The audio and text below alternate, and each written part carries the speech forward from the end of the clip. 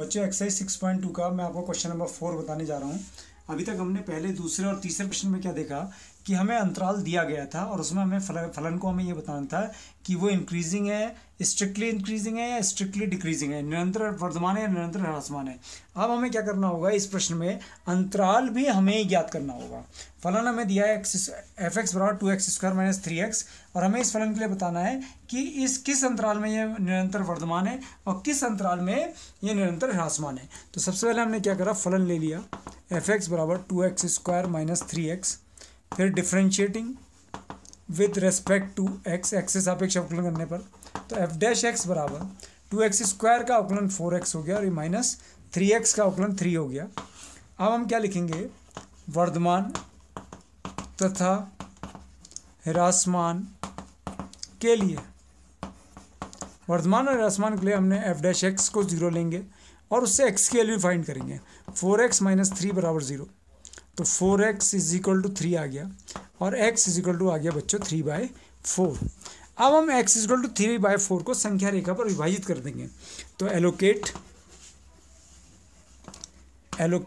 x = 3/4 on the number line.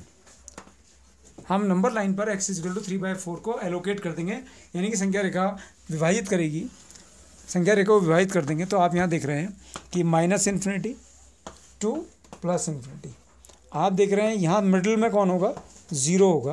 अब हमें 3/4 को लिखना है, तो 3/4 हमें पता है ये कितना होगा, 0.75, यानी कि ये 1 के पास होगा। तो पहले हमने 1 ले लिया, फिर ये 1/2 हो गया। अब 1/2 और 1 के बीच में कौन होगा, 3/4 होगा। तो यहाँ पर जो हमें अंतराल मिलेगा, पहला अंतराल -∞ टू 3/4 और 3/4 टू ∞ हमारा दूसरा अंतराल हो गया। तो पहला जो हमें अंतराल मिला, इंटरवल जो मिला, पहला अंतराल मिला -∞ टू 3/4 एंड दूसरा अंतराल मिला 3/4 टू ∞। अब हम क्या करेंगे, इस पर और इन दोनों अंतरालों पर देखेंगे कि फलन जो है निरंतर वर्धमान है या निरंतर ह्रासमान है। तो मेरे पास जो एफ डैश एक्स की वैल्यू है 4x - 3 है, तो मेरे को उससे ही करना है। तो मैंने लिख लिया अपने सवाल में एफ डैश एक्स बराबर 4x - 3। अब आप संख्या रेखा पर आ जाइए। तो पहले अंतराल की बात करते हैं, -∞ से 3/4 के बीच में आप देख रहे हैं 1/2 भी है, 0 भी है और माइनस में बहुत सारी वैल्यूज़ हैं, -1 -2 -3। तो आप कोई भी वैल्यू 3/4 से -∞ के बीच में रखकर चेक कर लीजिए। तो हमें 0 बहुत ईजी पड़ेगी रखना, तो 0 रख लेते हैं।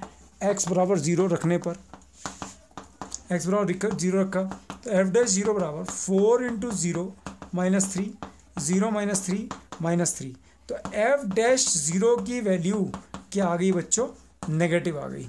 इसलिए जो हमारा अंतराल था -∞ से 3/4 में फलन f नेगेटिव आई है, इसलिए निरंतर कैसा है, ह्रासमान है, स्ट्रिक्टली डिक्रीजिंग है।